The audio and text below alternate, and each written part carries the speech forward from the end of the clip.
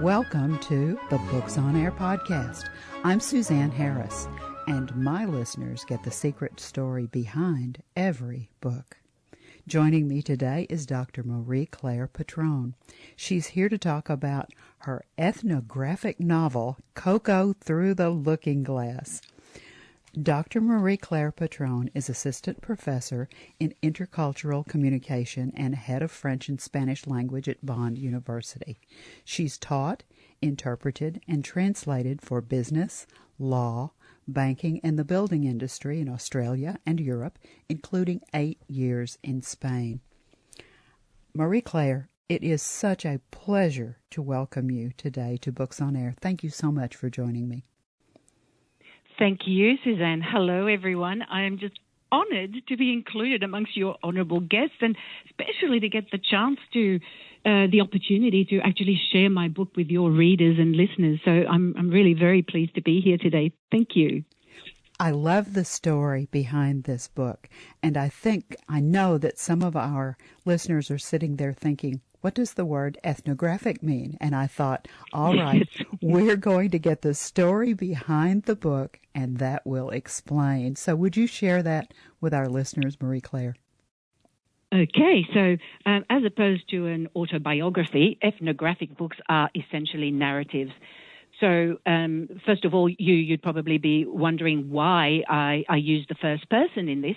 But this is something that we authors of ethnographic writing, we like to use this first person because it is much more inclusive of the audience, and we tell the story from the researcher's perspective. So I'm involved in it, interweaved within the storyline of Coco's adventures online, and it is because it's much more personable.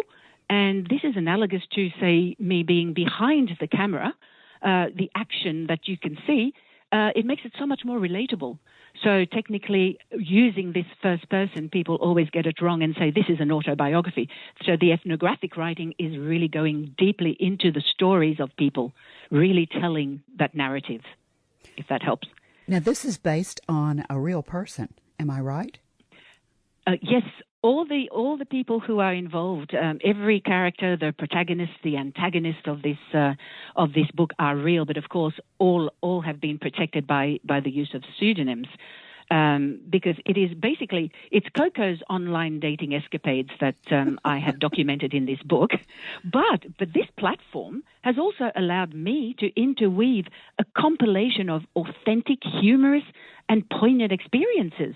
So these are anecdotal accounts, as well as advice from various sources, such as, say, the male daters themselves, and then from my own colleagues, family, friends, and, of course, my research in the background.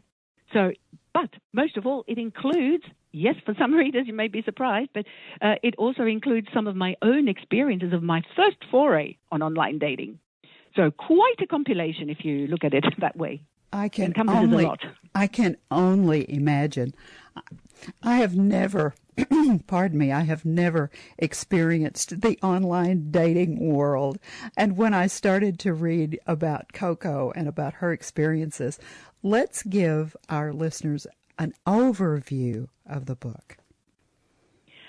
Whoa, oh la la, what can I say? I know, that's hard. I realize that. What did I get myself into?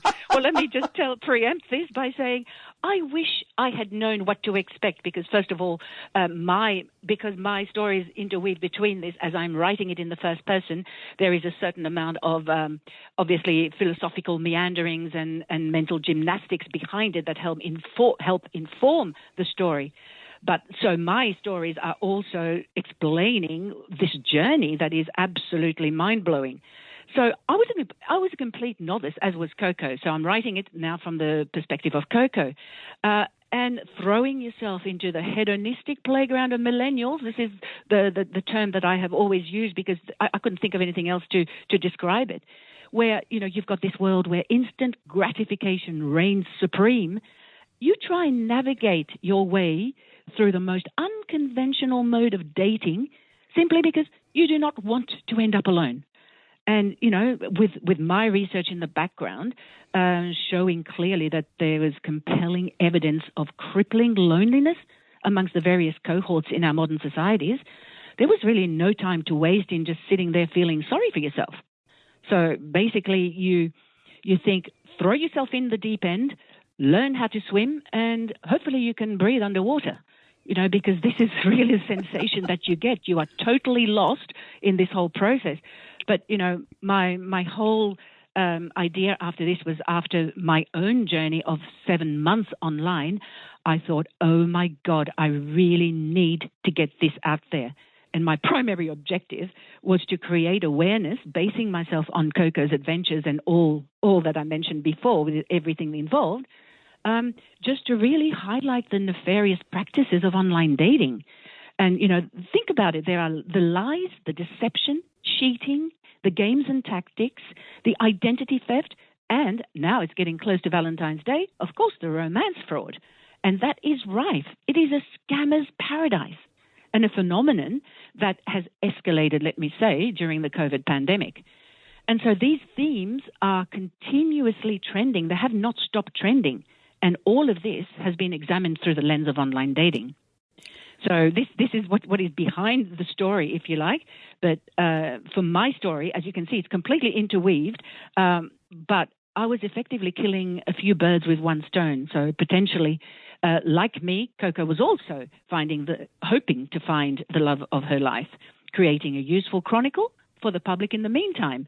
And so the thing is, there are lessons there for anyone who wishes to take a page out of Coco's book, but it's not a prescriptive book saying to you, oh, go to page 1 and you'll find this, and I'll give you some ideas, and I'll give you, a list of what to do. It's nothing like that. And this is why I tried to make the book relatable, so that you come across the stories and you take away from each of the pages what you need, what you wish, and you think, oh my God, have I been doing this? Oh, I'd better watch what I'm doing. And so looking at the behaviors, the complex interactions and behaviors of people, you learn and you stop and think, well, nobody else can judge me here, but I'm taking, a little bit of advice where it's freely given. So there is just so much happening behind this book that is, as I said, it's not like clearly, now this is a lesson that you're going to take away. It is clearly just right through the pages, the narrative, and hopefully they will speak to you, plus the humor that is injected all the way through as well. The thing that struck me as you were talking, it's so funny because you are so right on point. I've read stories recently in, I hate to say, the newspaper. I do read the electronic version, but I still read the newspaper. Just the other day, there was a story about exactly what you're talking about, the loneliness aspect. Last night, on the news, I heard a story about a woman who's been taken advantage of. There's a scam going on right now where they said something about they will pretend to be on an oil rig. So they're stranded in an inaccessible location. And then all of a sudden something will happen, and they'll need to borrow money. And you are their beloved. And so would you please send them blah, blah. And, of course, they'll pay you back. And they send out who knows how many of these kinds of emails. Your book is so on point, Marie Claire. That's just amazing. I was sitting here. I know you couldn't hear me, but I was shaking my head yes the whole time you were talking. No, what in fact you have just highlighted is the fact that catfishing is a major part of this. You are never going to know whether the person who is behind that screen is actually just, someone, a fictitious character that is luring a victim into a relationship. And the fact is, when are you going to find out whether it's real or not? So you really need to have your wits about you. So you go into this, and if you are a little bit gullible and naive, let me tell you, you'll probably get through the process and become a lot smarter, a lot more street smart, at least. Street smart, beg your pardon. But yeah, what you were talking about is in fact really, really important to me, because I have not really stopped researching, as you know, and a lot of the research has been based on loneliness, has been a part of what I've been doing, and in fact it's the focus of my new research project. But because I've collaborated with a clinical psychologist and expert in the field of loneliness, Dr. Ami Rokash, he's actually from the psychology department at York University in Toronto. What I did is actually I was able to incorporate some earlier research into this book. He kindly invited me to produce a chapter in one of his books, in several books. We've co-edited a book together. And so with that background, I was able to use my previous research on so many other issues, especially other ethnographies, narratives on human relationships, cultural identity issues. In fact, everything that I have worked on were, in fact, the precursor to documenting the trade book of Coco's online dating experiences. So it was like I could give the background view of what was happening. And what I discovered, unfortunately, is that there is a very real loneliness epidemic. And this is not restricted to just one or two different cohorts. It's the youth. It is the 30s age group, the 40s, the 50s, the elderly. Of course, this is really, really, really important. But my focus for my research is on the women getting, reaching the 50 plus in particular, because they are the ones who find themselves at a loss, I think, much more than any other area, because they have spent so many years. They've been involved in childbearing and child rearing, and find themselves, with very little superannuation. They find themselves alone, and it is very, very hard to cope with because they decide at the last minute. Either they stay in a relationship that is unhappy, or they decide to cut loose, and unfortunately that causes so many different problems, because it's not just divorce or separation or a loss, the loss of somebody that has been the love of their life, but the problem is they've got unemployment, they've got retirement, and everything makes that group end up in very, very dire circumstances. So I hope I'm not talking too much, but this is just I'm very passionate about this topic, and through Coco, I listened to some very poignant. Oh, sorry, not listened. I communicated with some guys online, and I was heartbroken to see that this is just goes so far beyond what we think is actually happening in the media and in research. This is a serious problem. So I was able to weave a lot of this information within the pages of this book. Let's share a little bit of the book with our listeners. I know that you had a passage that you wanted to read. Would you do that now? Okay, so this one is called 50 Ways to Leave Your Lover. My relationship endings have always been painful, but here I am engaging in dating, and I already know that many of them will end by going nowhere. I feel like a glutton for punishment. To find the relationship, I must endure many endings. Paul Simon sang of 50 ways to leave your lover. Slip out the back, Jack. Make a new plan, Stan. Just set yourself free. I have never found it that easy, but I have found that there are classes of endings. Letting them down gently, stalling, let's just stay friends, and contact politely. The Band-Aid solution. Thank you, but no. The cleanest, most honest, but hardest of all. And the types that make it harder for the endings. The persistent types, who make it harder still. But just to make it more complicated, sometimes their persistence pays off. Certainly I feel a certain frisson of pleasure at being pursued, especially if there is some chemistry. Even if not quite enough. And maybe I was wrong. Maybe I should try again. And finally, the genuine whys. But why? They ask repeatedly.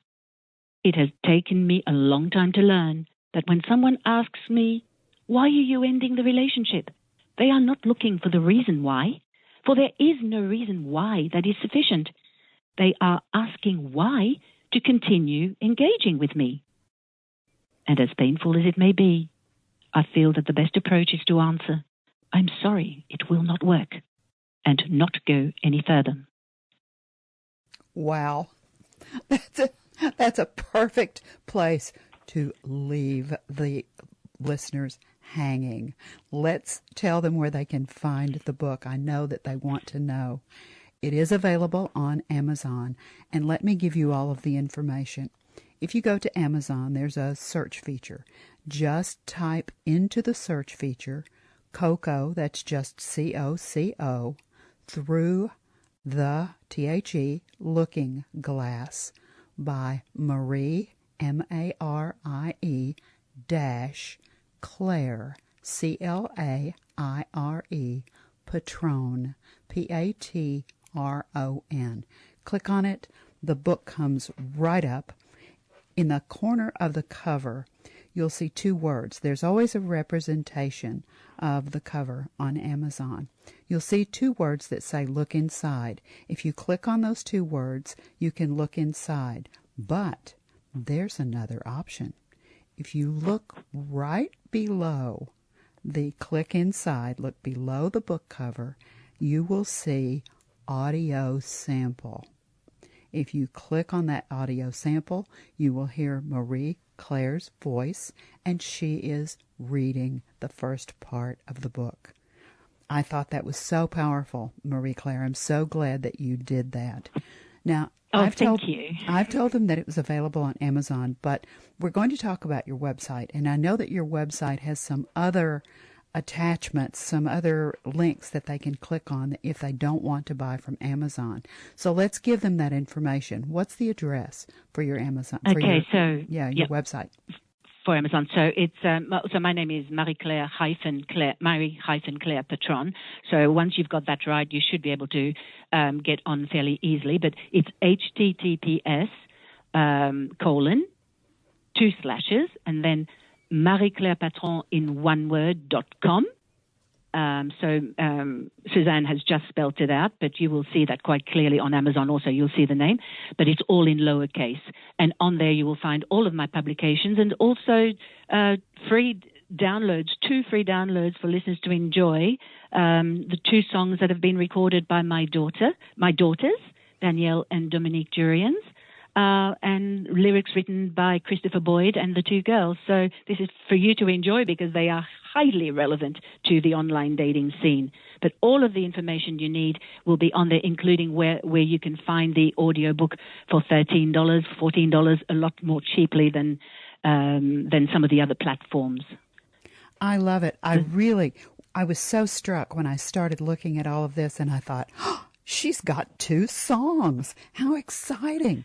Your daughters are very talented. Their voices are very beautiful. Yes, they really are. Thank you so much. Now, I always like to let an author, we're talking about your work, and it's important to you, and you're passionate about this work. I hear it in your voice. Whenever our listeners become readers and they pick up a copy of Coco Through the Looking Glass and they read the book, they read that last page, and then they close the back cover, either electronically or physically. Marie Claire, what do you want them to take away from this book? This is a book that is the adventures of Coco, but I like Through the Looking Glass because it's actually holding up a looking glass to society as well. So what would you like them to leave with? Okay, there are a couple of things that I would like to say and leave you with some funny little subtitles if I could. Please. But first of all, Suzanne, it is just so important that initially I mentioned that obviously there is a very important nefarious side to online dating, but I do not want to deter people who are lonely in particular from really giving it a go. But the most important part is that whilst online dating is notoriously considered as despair-inducing, you would have heard this so many times, it's a playground for self-gratification. I mean, you can't find any other expression that fits it as well as this. It can nonetheless represent a panacea to loneliness. And this then will automatically, hopefully, lead to some form of self-acceptance, which is really sorely needed in our society. But, there's a caveat to this because online dating is really for those who have the mental fortitude and patience, something I'm not too equipped with, to sift through the online shenanigans and the catfishing that we were talking about before. So if you want to find the relationship, that you've been looking for, remember one thing, that relationships need work. So this instant gratification, you need to really tone that down because you are not going to find someone instantly. But can I leave you with some really funny little snapshots? These are the little subtitles. Absolutely. Yep. Absolutely. Throughout the book that I think will just hopefully sort of trigger your imagination and keep you in stitches, hopefully, but also put you on your guard. So, all right. So, I won't. There are just a few of them, and they're short, because I won't read each number. Quirky, weird, and not so wonderful. At a smorgasbord, it's tough to eat only what you should. Some princes turn out to be frogs. He may look good, but nothing may be better. Trolls, ghouls, and fairy tales with unhappy endings. Seeking a soulmate or friends with benefits. Don't tell them I met you online. Messaging and miscommunications. Love at a distance makes for a long journey. What does age have to do with it? The BFA, Binding Financial Agreement. Beware of female gold diggers. And then you heard about the 50 ways to leave your lover. I love that one. That's one of my favorites. I love that one. I thought it might be. I wanted to find something that might sort of catch your attention at the start. But there is so much. I can talk about this for a very long time. But audiences don't want to listen to me rabbiting on. It would be much more wonderful for them to actually take the time to listen or to read. And it's very clear. Some people prefer to read and others prefer to listen. And we are time poor. So I have provided, the two platforms for you. And Kindle, of course. And I think that you've done an excellent job with that, because you have given multiple choices. You're not just doing one thing. This is not just a print book. You do have Kindle.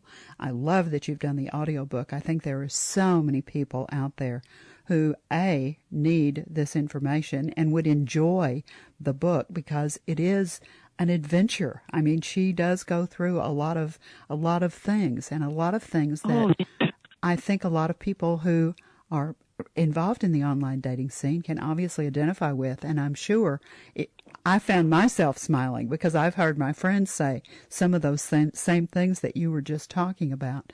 This has just been such a pleasure. I want to thank you so much for sharing Coco Through the Looking Glass with us today. Thank you so much for being my guest, Marie Claire.